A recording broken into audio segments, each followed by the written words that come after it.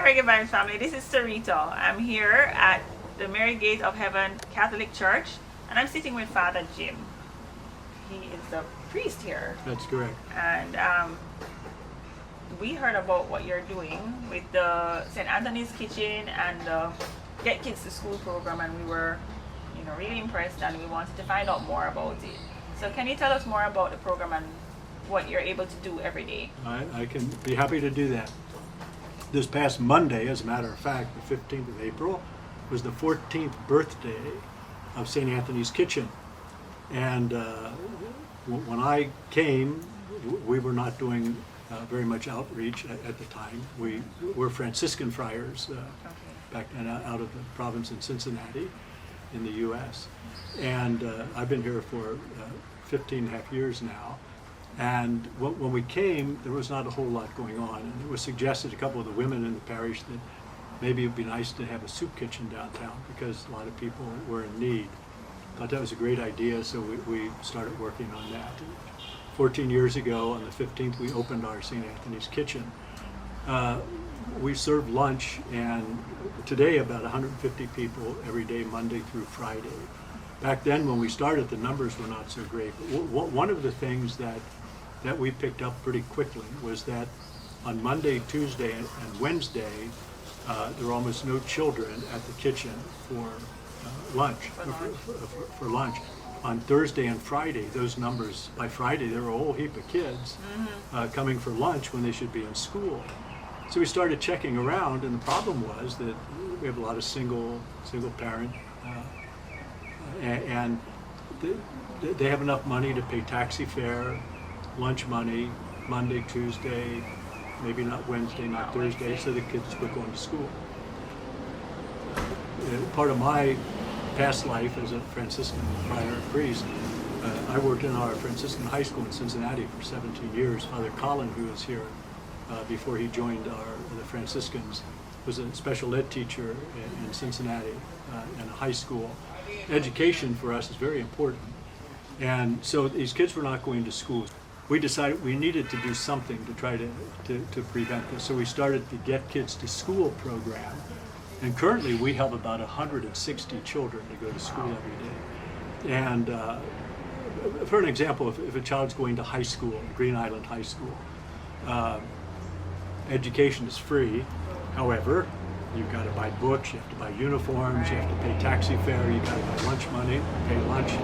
And for a lot of folks, they just don't have the financial resources to do it. So we started this process with smaller kids who are in primary school. In some instances, we pay the school to give certain children lunch. I'll talk a minute about busing the children to another one of the primary schools. The high school kids, we give them a certain amount of cash every day. Right now we give them $600 a day to help cover some taxi fare going to school over and back and some lunch money. And depending on the financial situation of the family, the child will get this 1 day, 2 days a week, 3 days a week. In some instances, a kid gets it all five days in the week. To try to get the kids to go to school on a regular basis. And at the kitchen, after we started having these kids come, we have a school bus. Many of the children in Negril are assigned to Mount Airy Primary and Infant School. It's probably 5-6 miles away. And the children have to take taxi, usually bike taxi, and buy their lunch and so on. So we decided maybe if we run kids, we got a 15-passenger high-east bus with the help of Rotary Club and Rotary Club of Grapevine, Texas, with this lovely bus. Well, 15 passengers didn't last very long because we were busing a lot of kids. So now we have a much larger bus. And so from the kitchen, we transport children to school in the morning and sometimes 2 trips. And then at the end of the day, we bring children back. So that saves the parents a pretty good amount of taxi fare and so on. And it's proven to be beneficial. Kids are going to school more regularly. The schools where we're sending children, we get word back from the principals and so on. And it's really been helpful to good attendance and so on. I hear you mention the Rotary Club. Do you have any other partners? that support the program? Many. Many. We don't do any of this. We have no Get Kids School program. We have no St. Anthony's Kitchen without benefactors. And our churches here in Negril, it's a tourist town. If you're Catholic and you want to come to church on Sunday, I'm the only game in town, so you have to come see me. And in high season, we get a lot of tourists. Once the tourists, many of them come every year. They're regular visitors coming back all the time. Been doing it for 30 years. Once we started outreach, and I make sure people know what we're doing, some of these people become very, very good and faithful benefactors. They want to give something back to the community for their enjoyment, having come here for holidays for so long. And a lot of benefactors back in the United States. So we basically work hard at getting people who support us financially. We do not, we take care of 4 Catholic churches here in the area. Okay. There are currently 6 of us Franciscans here. 3 of them are seminarians here for a ministerial experience. Okay. And so we don't make enough money to do all this. To do anything. So, what have you ever been like discouraged by anything that has happened with any of the kids? Frequently. Yeah. There are a lot of stories of crash and burn. Wow. Where you've really done something. You've helped help this particular child or these particular children, and eventually it just doesn't pay dividends. But the focus for me always has been not on the crash and burns, but let's look on the kids that benefited. There's a young man. His name is Andre. I've known Andre 15 years. He was a little boy. We were helping him in primary school here at Negril. He went on to Manning's High School in Sav. We helped him. We helped him to do that, and there again, helping him most every day to go to school. He got through high school, thanks to a particular benefactor who sold a business, stayed across the street at Coco La Palme, very devout Catholic, come to Mass here every morning, and became a benefactor. And then he sold a business and he wanted to do something more significant. And I told him, I said, Mike, we want to send kids to college. Wow. So we started what we call our Get Kids to School Plus. And so we were able to take some of the children who, not just a 4-year college, but a nursing school, junior college, into a heart program, where they could get certification and move on with some tertiary kind of education. But this particular young man went to Shortwood Teachers College in Kingston, and majored in foreign language. Spanish was the main language and French was a secondary language. Ended up, one of the terms, the university students and some teachers went to Spain. Started out in Belgium and had this incredible experience. Andre never been out of the country. Right. And anyway, his story continued. He comes back, he graduates. He goes over to France, teaches English in Nice for a year. Ends up going to Alcalá, Spain, University of Alcalá, Okay. where he did his Masters, when he was a postgraduate. junior in high school and college, and he ended up ultimately getting a master's degree. We helped him all the way through college and into some of that higher stuff, and he's now gainfully employed and doing a great job at Manning's High School as a teacher. So there's a great success story, and he's a really, really fine young man. So I focus on the Andres. The one. Yeah, Sometimes it's just the who one are that's the successful, known. right. Doing my research and trying to find out more about the church itself and the program, the outreach, and how it operates. So you said the main building is downtown Negril. Right. Yeah. So I saw a video of some kids going to school in the morning. They seemed very happy, just to be in a safe space.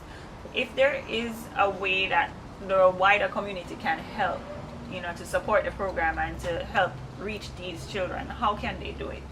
Well, probably the easiest way to do something is by using a credit card. And I don't know if you can remember this, but there's a link at www.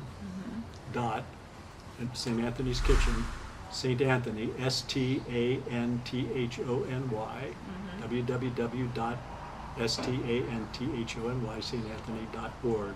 Okay. And you can go on that link and use a credit card and make a gift, and it tells you want to go to mission. You can select a particular purpose if you want to help with St. Anthony's Kitchen. That's get kids to school. Those options, preferential options are there. And so yeah, that's one way. Yeah. And then any other way? Well, you can always send money here.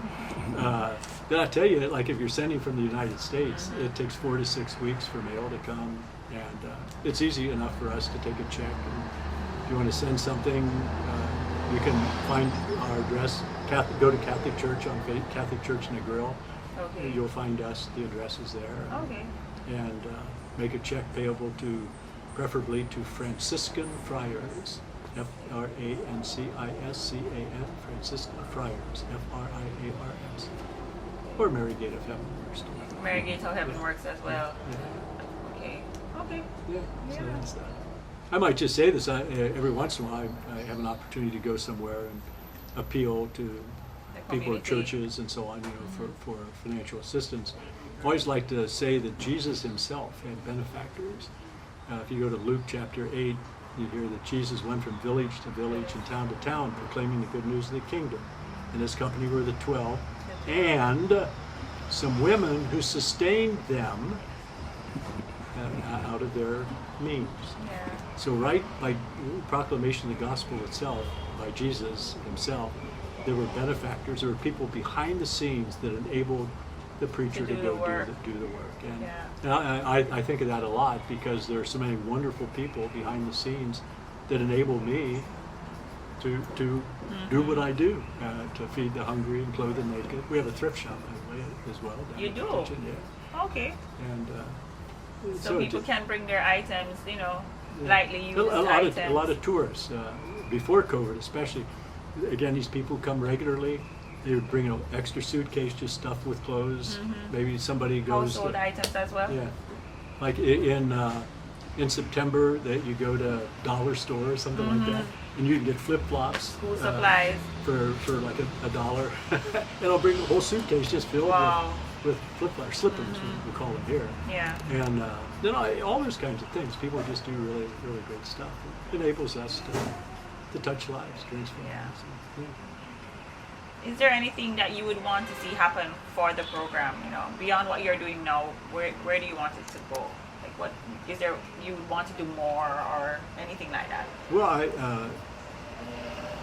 I mention maybe something else that is done, not directly by me, but Father Colin, who lives here with me. We are a team, so to speak. And again, I mentioned our Franciscan community. In one of we each take care of 2 churches, Catholic churches here in the western part of the country. And he is the chairman of the Revival Primary School. And here again, his experience before coming to the Franciscans was that of an educator. And he feels very strongly that the primary school should have an infant school. So an infant school would be preschool, age 3 to 6, and then you start first grade and through 6 in primary school. So that the kids desperately need early childhood education. The children desperately need that here in Jamaica. And the private ECI schools, early childhood institutes, basic schools, those are all private schools, and they cost money. And expensive. That's a lot of parents can't send their kids there. Yeah. So he has been working diligently to try to establish an infant school at the primary school in Revival. And he's on the verge of having that happen. Architectural drawings have been done, permissions, and it's a tedious process when you're dealing with the Ministry of Red Tape. Lots of red tape. And just a cute little thing. Father Colin's a pretty big fella, like Marlon actually. And he made a vow some time ago that he would not cut his hair or shave his beard until ground was broken at the At the school. for the infant school, at the Yeah. primary school. And I said to him, I probably don't want to say this on camera, and I said, well, Colin, you're going to have hair down to your behind where that happened. Oh, wow. But anyway, his hair is pretty long, his beard is pretty big. It drives his mother nuts. Oh, man. She doesn't, you'd always shave before you went home for a holiday or something like that. But we're going to make money off of cutting his hair because ground is going to be broken probably within the next couple of months. Wow. And we might as well make a fundraiser out of it. You want to clip a piece of his hair or give me a little bit of That money? sounds exciting. So anyway, Yeah. but just that kind of stuff. And they're also, the guy who was here yelling a few minutes ago, we have people coming all the time looking for help with medication, medical tests. You can go to the hospital and it's all free unless you need an ultrasound or if you need a CAT scan. None of that stuff's free. And so you have people burying the dead. We've helped some very poor people bury family members. So the needs are just constant, and we try to generate funds to help with that kind of stuff too. Just all the trials and tribulations of life that so many people deal with. We try to respond to it as best we can. So, Well, thank you very much for You're talking welcome, with yeah. us. Thank and you. for Thanks all for- that you do. yeah, thanks for finding us, and for this is great. Yeah, I really appreciate It it. really is, it's the blessings that you're able to share with others. Thank you very much. I actually heard about you through a friend of ours who we met last year, Yeah. Debbie. She works with the Music of, she has a Music of Jamaica Facebook page, and she oversees that, that page, and tries to promote reggae music in the Negril area and the artists here. So that's how we made contact. Found out about your particular program as opposed to the other ones that are going on. And being an educator, it spoke to me as well. And just want to thank Debbie for Yeah. putting us on to you because the word gets out because people tell, people see. So We have a great reputation. Yeah. We're the only church in Negril that regularly, daily does something in the community like this. Others, I don't mean to demean anybody, but other churches will have occasions when they do things, but this is a regular thing. We're very well known in the community and very well respected, no doubt about it. It's very common for me. I go downtown and I'm going into some shop or something. People, Father, hey Father, how you doing, Father? And a lot of them, more people know me than I know them. Know them. But we're highly thought of, and because of our kindness, and I'm grateful for that. Yeah. That's right. Well, we wish you all the best, and we, want to see people donate and Well, thank support you. the program, Yeah. and even come in and volunteer from time to time, because you never know how you might be able to lend up yourself. Well, the well, cause. you mentioned that. I should maybe mention too that people come, and at the soup kitchen, especially at St. Anthony's Kitchen, we get a lot of volunteers. Okay. They'll Yeah. come and want to spend a day or a couple of days. And there's a guy down there, Steve. He's here on vacation, and he's down there every day. Ah. He comes every day, probably for at least 3 weeks now. He's been down there every day volunteering, and that kind of stuff. That's sort of uplifting too. You got people come and want to help with that. Yeah. It's kind of neat. That's really good. So thank you again. Okay, for thank sitting you. with us Yeah. and for sharing all the stories. Thank you very and much. everything. I give you thanks and praises. Continually,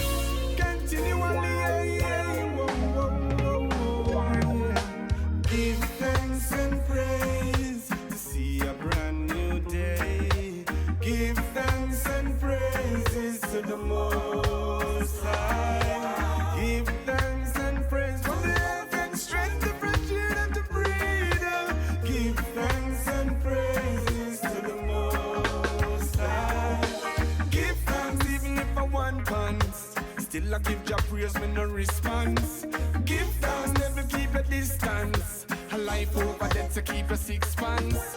Give thanks, the rebels block already. We are forward, you figure with clearance.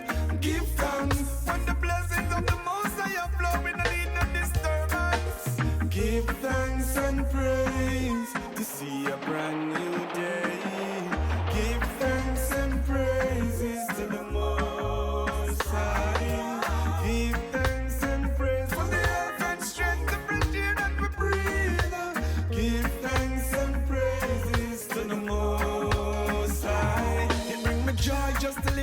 another day. Life journey continues, so again I pray for your love and your tender mercy to guide and protect me along life way. It's slippery on the road, yet the struggle real. A dog eat dog on the battlefield. Have to be careful while you hunt for your daily meal. Just be my guide and shield. Give thanks and praise to see a brand new day. Give thanks and praises to the Most High. Give thanks and praise for the health and strength, the fresh air that to breathe. Give thanks and praises to the Most High. Life's sweet, but the streets can be dangerous. So I ask the protector to watch over us. Spiritually, mentally, you stick with us. You never leave us, no, no. You were there when the journey seems impossible. I have been your step in and make it compatible.